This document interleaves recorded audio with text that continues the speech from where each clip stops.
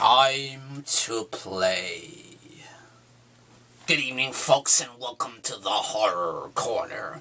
I'm your host, Sean Patrick Erschen, and this week we are doing another tag video. This one is the Hellraiser tag, and this was created by Kweeny Todd, which originally she gave me the permission when I first saw her video to do the tag, and then I was tagged by Horrific Nightmares JM, so thank you both for that. And I'm really excited to do this one, because we have such sights to show you.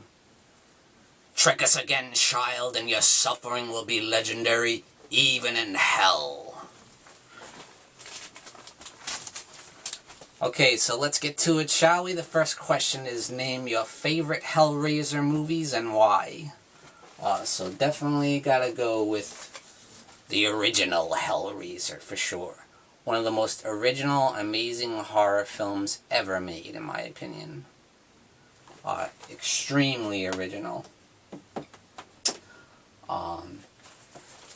It was based on the novel by Clive Barker, The Hellbound Heart, and Clive Barker actually directed the original one as well. Just an amazing story, such a breath of fresh air in the horror genre. Where at the time there was a lot of slasher movies and stuff like that. There was nothing much original going on outside the previous established franchises like Nightmare on Elm Street and Halloween and, of course, Friday the 13th. But there was never anything like Hellraiser, and to this day there never has been. Which is probably why the franchise still continues to this day. I don't even know how many movies there's been. There's probably been about 12. It might even be, it's right there with Friday the 13th as far as how many entries there have been in the franchise. So definitely my next favorite would be Hellbound Hellraiser 2, which I think is one of the best horror sequels ever. I really, really enjoy it. I think it's an excellent follow-up. Some of my favorite lines in the franchise are in Part 2, definitely for sure. Some of my favorite Pinhead moments, my favorite Cenobite moments, favorite kill scenes, and of course you had Ashley Lawrence returning to her role as Kirsty Cotton. And she was outstanding in the first movie, and she's outstanding as well in the second film. So just an awesome sequel in every way. It ups the gore, it ups the action, and it's freaking awesome. Next up would be Hellraiser 3, Hell on Earth. Now, this is where the series definitely takes a downturn. This is the first movie in the downward spiral that is the Hellraiser franchise. I'd say it's all downhill from here. The third one, I do enjoy. I watched it actually last night to prepare for this video, because I hadn't seen it since I saw it years and years ago when it first came out. And I remember even at that time I was kind of disappointed, and I knew right then that this was not the quality of the first two films. But Clive Barker was still involved, and he was the executive producer. So it did have a little bit of that edge from the first two films, and Doug Bradley was still excellent in the role of Pinhead. The only thing I had a problem with is that they made Pinhead more of the central focus, the central character of this film. And I think that kind of hurt it because they overplayed it. They kind of made him like a Freddy Krueger type character with the one-liners constantly. And that's just not his style, To me, he's a very elegant, well-spoken madman. He's not like this jokester, this trickster type, I feel like he's a real elegant boogeyman, And the way he talks is so well-spoken. He's obviously highly educated. And I think it was kind of below his class to do Hellraiser 3 the way it turned out. I thought in kind of the beginning parts he still had that mystique about him like he did in the first two films. Like when he was trapped in that statue and stuff, and he was trying to lure people in and kill them off one by one, you know, whipping out the chains and ripping them apart, and, you know, and finally he gets enough blood into the statue that he can finally be released. And I think once he does get released, it kind of gets a little crazy, you know. And you get all these weird new Cenobites that I didn't care much for. So there you have it. So that's number 1 for me. Number 2 is, what are the worst movies in this series and why? Now, it's like, take your pick, anything after Hellraiser 3. And I did see Bloodlines in the theater.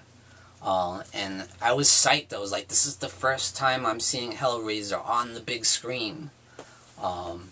But I was extremely disappointed. I fell asleep, like, several times. I was nodding off. And it just seems so boring and so stupid.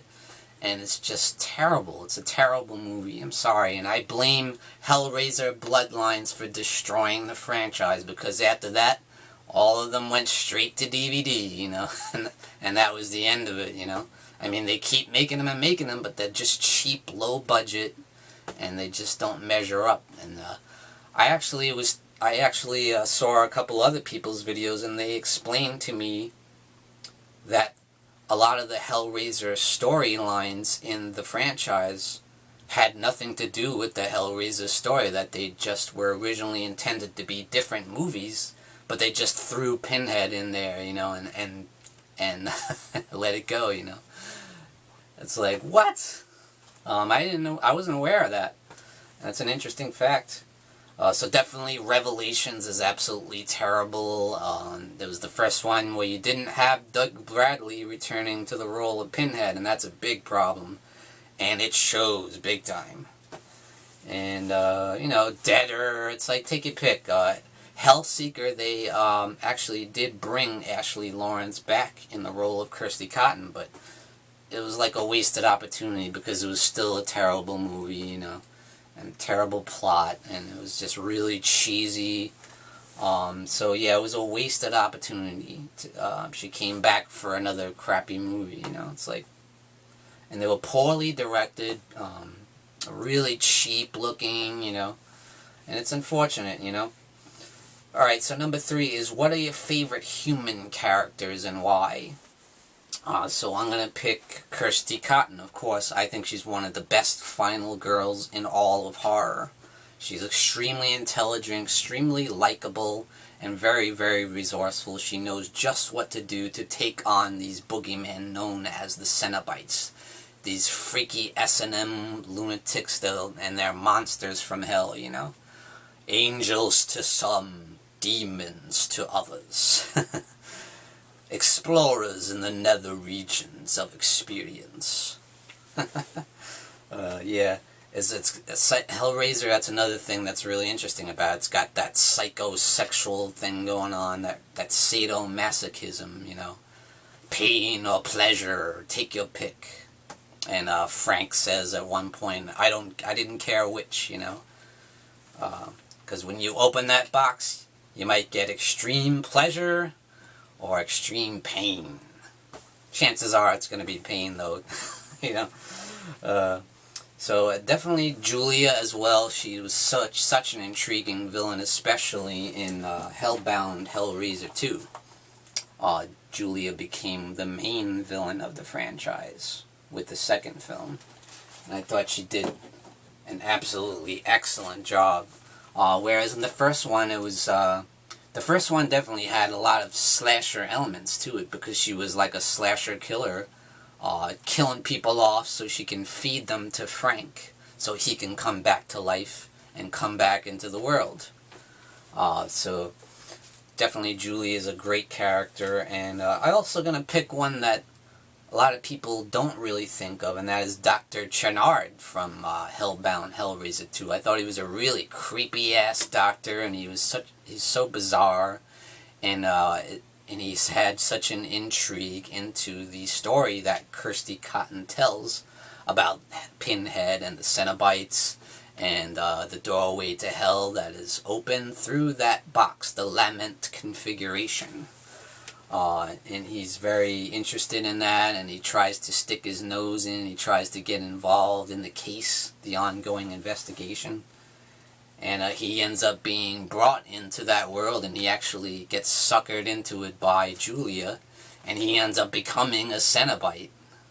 And he takes on all three of them, you know. The Chatterer, and the female Cenobite, and Pinhead. Actually, it's four of them, because you had the Butterball dude with the sunglasses. Awesome. Next up is, who are your favorite Cenobites, and why? Now that's a no-brainer. Obviously, Pinhead. This badass mofo right here is the ultimate Cenobite. Always has been, always will be. Pinhead. As played by the great Doug Bradley. And he was just born to play that role. And I also did like it in Hellraiser 3 when they showed the human side of him. I thought that was really cool, and that's one of the things that makes Hellraiser 3 enjoyable, is that you see Doug Bradley as a human before he became Pinhead. He was a soldier in the war, and I always thought that was interesting too, but he's just a fantastic actor. And the other three would be these three right here. The female Cenobite, which I don't think she has a name, and the Chatterer. It's so creepy and weird. And, of course, the Butterball dude. Definitely the original. The OG Cenobites are by far the best. So, next up, number 5 is, what was your first Hellraiser film? Definitely the original. Clive Barker's original masterpiece. Hellraiser, the original. Like I said, one of the most original horror films of all time. It's amazing. I think it's an absolute 5-star classic. Number 6 is, what is your favorite scene in this series? For me, it's going to be number 2 from Hellbound Hellraiser 2. The scene where Kirsty Cotton goes into the Leviathan labyrinth, and she finally meets up with the Cenobites again. And it's just an awesome scene with freaking awesome dialogue. I love when Pinhead first sees her. He's like, "Ah, Kirsty, I thought we lost you." And then she's like, "I didn't open the box. I didn't mean to open it." And then the female Cenobite has some great lines too. She's like, "Oh, didn't open the box. What was it last time? Didn't know what the box was. Yet we do keep finding each other, don't we?" Just awesome dialogue, you know. And Pinhead was like, "Feel free, explore the labyrinth. We have eternity to know your flesh." Awesome, I love it. I love his lines. I love freaking Pinhead, dude. Next up is number 7. What is your favorite quote in the series? Again, it's from Hellbound Hellraiser 2. Definitely Hellbound Hellraiser 2 has some of my all-time favorite lines in the franchise. In horror, period. And it's going to be when Kirsty tries to make the bargain with the Cenobites again to take down Julia. And he's like, "Trick us again, child, and your suffering will be legendary even in hell." Awesome. Okay, number 8 is, if you open the box and turned into a Cenobite, what would it look like? So if I turn into a Cenobite, I would have spikes growing from my shoulders, spikes in my hands, all like heavy metal looking, you know, with studs all over, you know, like a Judas Priest guy with the all jacked up like Doyle from the Misfits with a crazy punk rock hairdo. I would definitely be like a heavy metal Cenobite, you know, with a little bit of that sadomasochism thing going on. Yeah, probably have a freaky weird nose ring going down, and have like my heart open and stuff, you know, spread out with like chains and shit. Alright. And that's it for the Kweeny Todd's Hellraiser tag. So thank you, Kweeny, for creating this awesome tag. Thank you, Horrific Nightmares JM, for tagging me. And I'm going to tag some people now. So I'm going to tag Random Horror. I'm going to tag Bearded Slasher. I'm going to tag Horrordigest, who just returned from a bit of a sabbatical. and also Movie Massacre, who has just recently returned. Boogeyman Ben, The Late Late Horror Show. I'm going to tag ANDREWBALLINA, The Last Shoegazer, and Emily on Elm Street, who is a new subscriber. So, guys, answer the call and do the Hellraiser tag, and thank you for joining me, Sean Patrick Erschen, in the Horror Corner. Tune in and stay scared.